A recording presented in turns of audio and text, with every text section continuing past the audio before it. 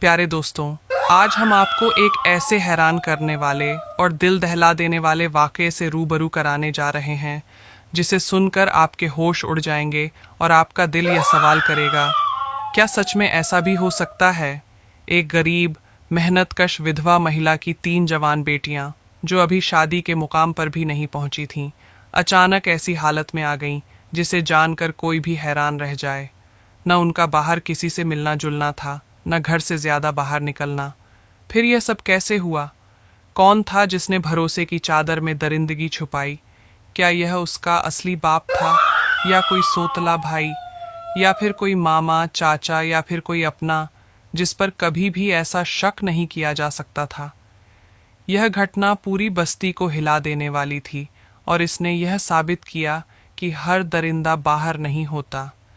कभी कभी वह खतरा वहीं होता है जहां हमें सबसे ज्यादा भरोसा होता है। यह कहानी एक मेहनती मगर टूटे हुए दिल वाली माँ सकीना की है, जो जिंदगी के कई दर्द भरे लम्हे झेल चुकी थी। उसका पहला पति कई साल पहले दुनिया से रुखसत हो चुका था। उसे एक बेटा था, अरसलान, जो हमेशा उसके साथ रहा। जब सकीना ने दूसरी शादी की, जिससे उसे 6 बेटियां हुईं, तब भी अरसलान उसी घर का हिस्सा बना रहा।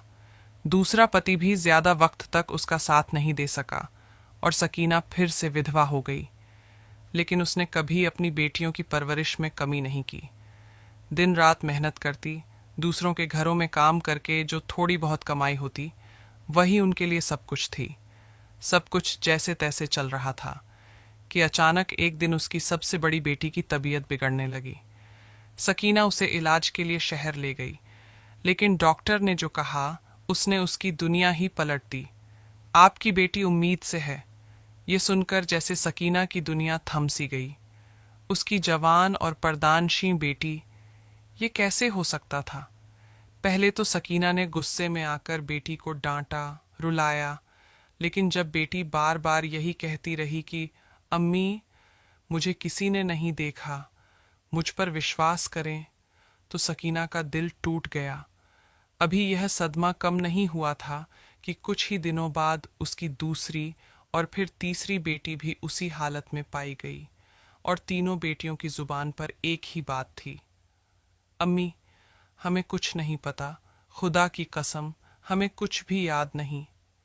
सकीना के लिए यह सब अंदर से इतना तोड़ देने वाला था कि वह कई दिन तक रोती रही, सोचती रही, लेकिन उसे कुछ समझ में नहीं आया। फिर एक दिन जब उसने हिम्मत करके इंसाफ की उम्मीद लेकर जालंधर के बादशाह शाह फरोज के दरबार में पहुंच गई। दरबार में सभा सजी हुई थी। बादशाह अपने तख्त पर बैठकर लोगों की फरियादें सुन रहा था। अचानक बीबी सकीना दरबार में दाखिल हुईं। उनका चेहरा आंसुओं से भीगा हुआ था, कपड़े मट्टी से सने हुए थे, पांव नंगे थे और आंखों में केवल एक ही सवाल था, मुझे इंसाफ कब मिलेगा। बादशाह ने उन्हें देखा और पूछा, माँ जी, आप क्यों रो रही हैं? आपको क्या दुख है? बीबी सकीना ने इधर उधर देखा और फिर चुप हो गईं। मंत्री आगे बढ़े और बोले, अम्मा, दरबार में आई हैं, जुबान खोलें, बताएं क्या तकलीफ है। लेकिन बीबी सकीना ने कहा, बादशाह सलामत, मैं आपसे अकेले में बात करना चाहती हूँ। मेरे दुख का मामला ऐसा है कि अगर मैं इसे सबके सामने बताऊं तो मेरे घर के दर और दीवार भी शर्म से लरज जाएंगे। बादशाह हैरान हुआ, लेकिन महिला की दर्द भरी आवाज और चेहरे का गम देखकर उसने कहा, इस माँ को मेरे कमरे में लाया जाए, मैं इसका दुख सुनना चाहता हूँ। 2 सिपाही बीबी सकीना को बादशाह के विशेष कक्ष में ले गए। वहां बीबी सकीना बादशाह के कदमों में गिर पड़ी और रोने लगी। बादशाह का दिल पसीज गया और उसने कहा, माँ जी, आपकी फरियाद मेरी फरियाद है। जो कुछ हुआ है सच सच मुझे बताएं। अगर मेरी सल्तनत में कोई दरिंदा छुपा बैठा है तो मैं उसे निकालकर इबरत का निशाना बना दूंगा। बीबी सकीना ने कांपते हुए कहना शुरू किया, बादशाह सलामत, मैं एक बेवा महिला हूँ। मेरे पहले पति का निधन कई साल पहले हो चुका था। उससे मेरा एक बेटा था जो अब मेरे साथ ही रहता है। बाद में मेरी दूसरी शादी हुई और उस शौहर से मुझे 6 बेटियां हुईं, लेकिन वह भी ज्यादा दिनों तक जिंदा न रह सका और मैं फिर से बेवा हो गई। अब मेरे 6 बच्चों की परवरिश का बोझ मेरे कंधों पर आ पड़ा। बादशाह सलामत, मैं दिन भर लोगों के घरों में झाड़ू पोछा करती हूँ, बर्तन मांजती हूँ, और जो थोड़ा बहुत खाना या चंद सिक्के मिलते हैं उसी से बच्चों का पेट पालती हूँ। मेरी बेटियां बहुत शरीफ, पर्दे में रहने वाली और बापर्दा हैं। कभी अकेली बाहर नहीं गईं, सिर पर हमेशा दुपट्टा होता है और आंखें झुकी रहती हैं। हमारी जिंदगी जैसे तैसे गुजर रही थी जब एक दिन मेरी सबसे बड़ी बेटी की तबीयत खराब हो गई। वह कमजोर रहने लगी, चक्कर आने लगे, उल्टियां होने लगीं। मैंने उसे शहर के डॉक्टर के पास ले गई। डॉक्टर ने देखने के बाद कहा, आपकी बेटी उम्मीद से है। यह सुनकर बीबी सकीना की आवाज कांपने लगी और आंखों से आंसू बहने लगे। बादशाह सलामत, मेरे कदमों के नीचे से जमीन खिसक गई। मेरी बेटी की तो अभी शादी भी नहीं हुई थी, ये कैसे हो सकता था। मैंने उसे घर ले आया, गुस्से में आकर उसे मारा, थप्पड़ मारे, पूछा किसके साथ ऐसा किया। मगर मेरी बेटी बस रोती रही और मेरे कदमों में गिरकर कहने लगी, अम्मी, मुझे नहीं मालूम, खुदा की कसम, मैंने कभी किसी को देखा भी नहीं, बात तक नहीं की। मैं तो कभी अकेली बाहर भी नहीं गई, मुझे नहीं पता यह सब कैसे हुआ। बादशाह सलामत, वह मेरी बेटी है, मैंने उसे पाला, सिखाया, उसकी आंखों में झूठ पहचान सकती हूँ और मैं जान गई कि वह सच बोल रही है। हम चुपचाप बैठ गए, उसका बच्चा हुआ और हमने उसे भी सीने से लगा लिया। लेकिन कुछ महीनों बाद मेरी दूसरी बेटी की तबीयत भी बिगड़ने लगी। उसे भी उसी डॉक्टर के पास ले गई और फिर वही खबर मिली, आपकी बेटी उम्मीद से है। मेरा दिल बैठ गया, हाथ पांव ठंडे पड़ गए। ये सब कौन कर रहा है, कैसे, कब? हमारे घर पर तो कोई आता जाता नहीं, मेरी बेटियां कभी बाहर नहीं निकलती, हमारे दरवाजे पर भी कोई दस्तक नहीं देता। और बादशाह सलामत, जैसे यह काफ़ी नहीं था, कुछ दिन बाद मेरी तीसरी बेटी की तबीयत खराब हो गई और वह भी उम्मीद से निकली। मैंने सब्र किया, चुपचाप अल्लाह से फरियाद की, या अल्लाह मुझे बता दे यह सब कौन कर रहा है। मगर सच छुपाने वाले का कोई निशान न मिला।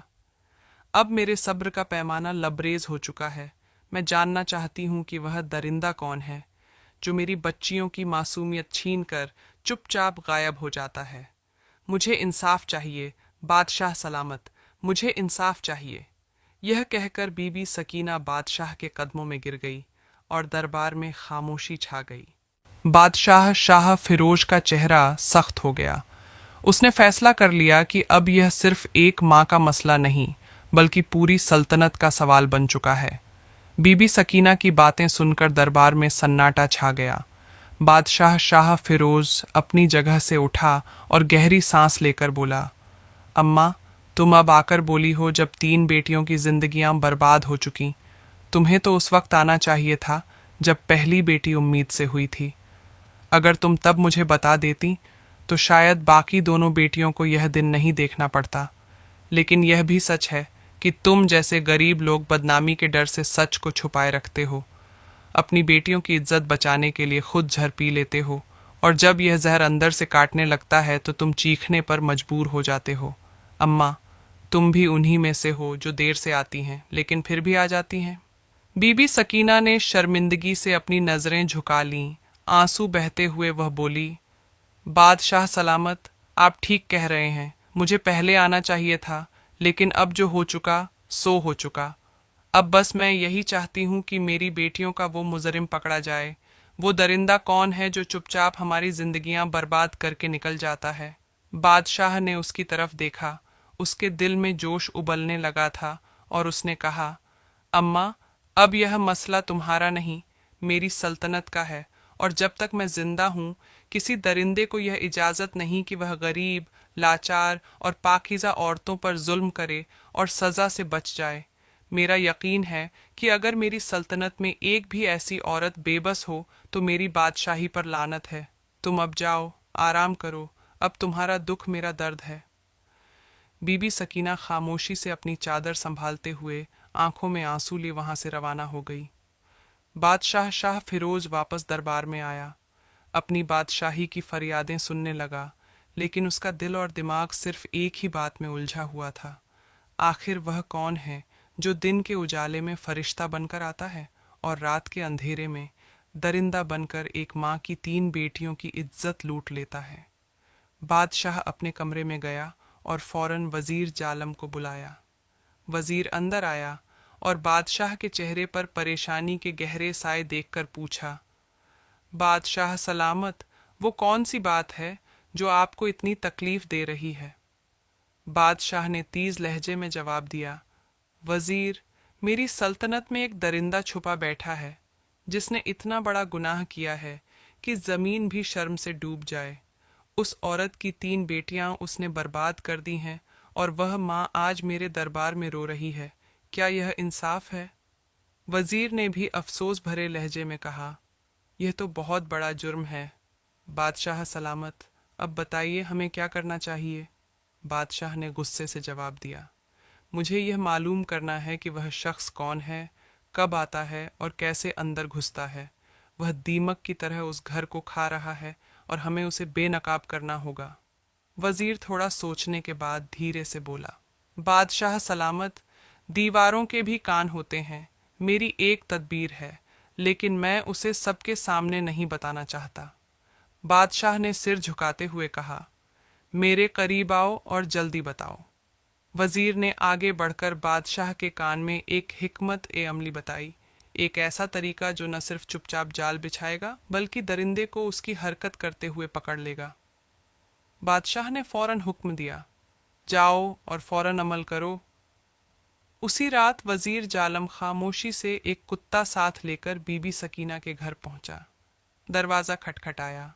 बीबी सकीना ने दरवाज़ा खोला और हैरानी से बोली, वजीर साहब, आप इस वक्त? वजीर जालम ने संजीदगी से जवाब दिया, अम्मा, जो दुख आप बादशाह सलामत को सन्नाकर आई हैं, उसके बाद वह रात भर न सो सके। हम अब वह दरिंदा तलाश करेंगे, बस थोड़ा सा समय देना होगा।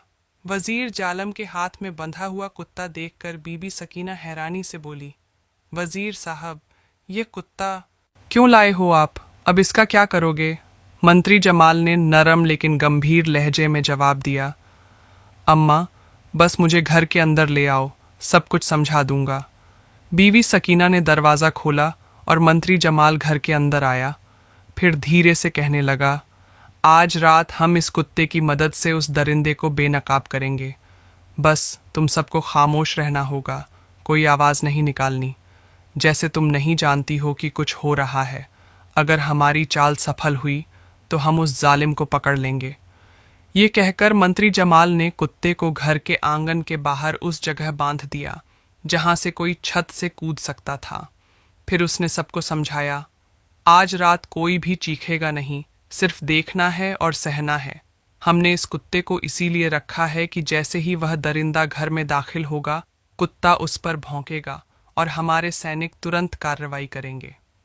मंत्री जमाल ने 2 मुहाफिजों को आदेश दिया कि वे घर के आसपास छुपकर पहरा दें। बीवी सकीना और उसकी 3 प्रभावित बेटियों को तसल्ली देकर वह वहां से वापस चला गया और सीधे महल जाकर बादशाह शाह फिरोज के सामने पेश हो गया। बादशाह शाह फिरोज ने तुरंत पूछा, मंत्री जमाल, क्या जाल तैयार हो गया? कुत्ते को सही जगह पर बांध दिया? मंत्री जमाल ने सिर झुकाकर कहा, जी बादशाह सलामत, सब वैसा ही किया है जैसा आप चाहते थे। अब अगर वह दरिंदा आज भी आया तो वह बच नहीं सकेगा। बादशाह शाह फिरोज ने गहरी सांस ली और कहा, मंत्री जमाल, मुझे नींद नहीं आ सकती जब तक इस जालिम को सजा नहीं दे देता। मेरी सल्तनत में कमज़ोर औरतें रोती हैं, यह मैं बिल्कुल बर्दाश्त नहीं कर सकता। रात का वक्त करीब आ चुका था। पूरे गांव में सन्नाटा छा चुका था। चांदनी की रोशनी में खामोशी और डर फैला हुआ था। फिर आधी रात के आसपास बीवी सकीना के घर की छत पर एक साया दिखाई दिया। एक आदमी धीरे धीरे आया, छत से नीचे कूदा और आंगन में उतरा, लेकिन अगले ही पल कुत्ता उस पर जोर जोर से भौंकने लगा। आवाज इतनी तेज थी कि न केवल बीवी सकीना और उसकी बेटियां जाग गईं, बल्कि आसपास छुपे हुए सैनिक भी तुरंत चौकस हो गए। बीवी सकीना दिल थामकर बेटियों को पास में बैठा ली और सोचने लगी, वह आ गया, वही दरिंदा। उसका दिल तेजी से धड़कने लगा। सैनिक दौड़कर अंदर आए। वह नकाब पोश आदमी जो अंदर आ चुका था चीख पड़ा और भागने लगा, लेकिन सैनिकों ने उसे पकड़ लिया। उसके हाथ मरोड़कर जमीन पर लिटा दिया। उसके चेहरे पर काला कपड़ा बंधा हुआ था। वह अपनी पहचान छुपाना चाहता था, लेकिन जब सैनिकों ने उसका नकाब हटाया तो बीवी सकीना और उसकी बेटियों की चीखें गूंज उठीं। उनकी आंखें फटी की फटी रह गईं, जैसे उनका दिल रुक गया हो। वहीं वह आदमी खड़ा था जिस पर वे कभी पूरा भरोसा करती थीं। वह उनका सौतीला भाई था, जो उनके घर में उनके साथ पला बढ़ा था और जिसे वे आज तक अपना भाई समझती थीं। सुबह का समय था और बादशाह शाह फिरोज का दरबार सज चुका था। वह मुजरिम, जो अब हथकड़ियों में जकड़ा हुआ था, सिर झुकाए दरबार में दाखिल हुआ और घुटनों के बल बैठ गया। उसकी गिरफ्तारी से सब लोग हैरान थे और बीवी सकीना अपनी बेटियों के साथ खड़ी थी। अब समय था पर्दा उठाने का और सच को सबके सामने लाने का। वह व्यक्ति बादशाह शाह फिरोज के दरबार में घुटनों के बल बैठा था। उसका चेहरा काले नकाब से ढका हुआ था और हाथों में हथकड़ियां थीं। बीवी सकीना और उसकी 6 बेटियां दरबार में आईं और बादशाह शाह फिरोज ने सबको दरबार से बाहर कर दिया। बादशाह शाह फिरोज ने दरबार को खाली करवा लिया और अब सिर्फ वही मुजरिम, बीवी सकीना और उसकी बेटियां वहां मौजूद थीं। बादशाह शाह फिरोज ने सख्त लहजे में कहा, क्या तुमने मेरी सल्तनत में किसी औरत की इज्जत को हाथ डालने का साहस किया? उसकी आवाज में गुस्सा था। तुम जानते हो कि मेरी सल्तनत में ऐसी हरकत करने वाले की सजा सिर्फ मौत है। फिर उसने सैनिकों को आदेश दिया कि इस शख्स का नकाब हटा दिया जाए। वह देखना चाहता था कि वह कौन था जिसने एक मां की 3 बेटियों की जिंदगी बर्बाद कर दी। नकाब हटते ही एक गहरी चुप्पी छा गई। बीवी सकीना की आंखों में हैरत, तकलीफ और गुस्से का तूफान उमड़ आया। उसने चिल्लाकर कहा, अरसलान, तूने ये क्या किया?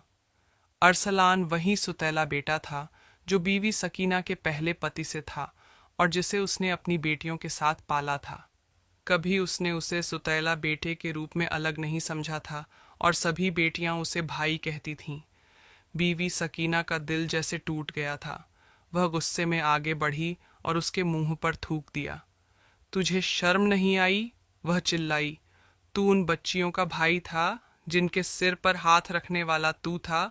तू उनकी हिफाजत करने वाला था और तू ही निकला इनकी इज्जत का कातिल। फिर उसने उसके चेहरे पर एक जोरदार थप्पड़ मारा और बेटियां सहम कर रोने लगीं। बादशाह शाह फिरोज ने तलवार खींची और उसका सिर काटने की धमकी दी। अब बोल, सच सच बता, तुझे ये सब करने का हक किसने दिया? अरसलान की सांसें तेज हो गईं। उसका चेहरा डर से पीला पड़ गया। कांपते हुए उसने जवाब दिया, बादशाह सलामत, मैं सकीना का सौतेला बेटा हूँ और ये सारी लड़कियाँ मेरी सौतेली बहनें हैं। मेरे वालिद का इंतकाल बहुत पहले हो गया था और सकीना ने मुझे अपनी बेटियों के साथ पाला, लेकिन मेरे दिल में अंदर ही अंदर नफरत और जलन पलती रही। जैसे जैसे बेटियां जवान हुईं और उनका हुस्न बढ़ा, मेरी नीयत बदलने लगी। मैं जानता था कि वो मुझे कभी अपनाएंगी नहीं, लेकिन फिर भी मैंने अपनी हवस को काबू में नहीं रखा। मैंने सोचा कि अगर मौका मिला तो मैं अपनी हवस पूरी कर सकता हूँ और कोई मुझे पकड़ भी नहीं पाएगा। अरसलान ने अपनी सारी गंदगी बादशाह के सामने खोल दी। मैं हकीम से वो बूटी लाता था जिसे सूंघने पर इंसान 4 घंटे तक बेहोश रहता है। मैं रात को छत से उतरता, सकीना और उसकी बेटियों को वो बूटी सूंघाता और जब सब बेहोश हो जाती तो मैं अपनी हवस की शिकार बनाता उस बहन को जिसे मैं चाहता था। फिर मैं उसे वैसे ही कपड़े पहना देता कि सुबह जब होश आए तो उसे कुछ समझ ही ना आए।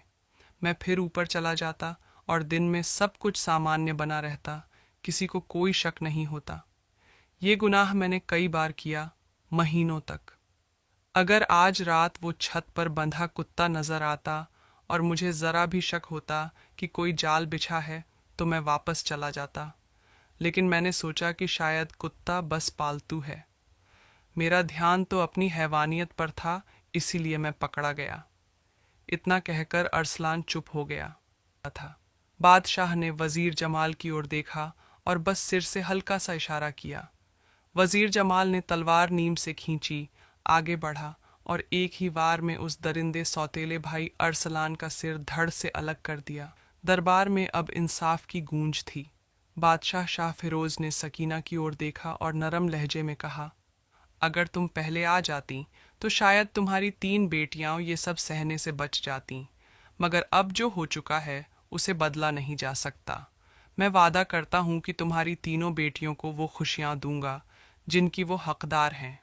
फिर बादशाह ने अपनी सल्तनत के 3 नेक, इज्जतदार और काबिल नौजवानों का चुनाव किया और उन 3 बेटियों की शादी करवा दी। शादी में सोना, चांदी, दौलत और हर ज़रूरी सामान दिया गया। सकीना बादशाह के कदमों में गिर पड़ी और बार बार आंसुओं के साथ शुक्रिया अदा करने लगी। बादशाह शाह फिरोज ने उसका सिर थामकर कहा, जब तुम्हारी बाकी 3 बेटियां भी जवान हों तो मुझे ज़रूर बताना, मैं उनके लिए भी अच्छे रिश्ते तलाश करूंगा। मेरी सल्तनत में कोई बेटी अकेली नहीं है, हर मजलूम माँ मेरी माँ है और हर बेटी मेरी बेटी। और इस तरह एक इंसाफ पसंद बादशाह ने एक पीड़ित माँ को उसका हक़ दिलाया और एक दरिंदे को उसके जुर्म की सबसे सख्त सज़ा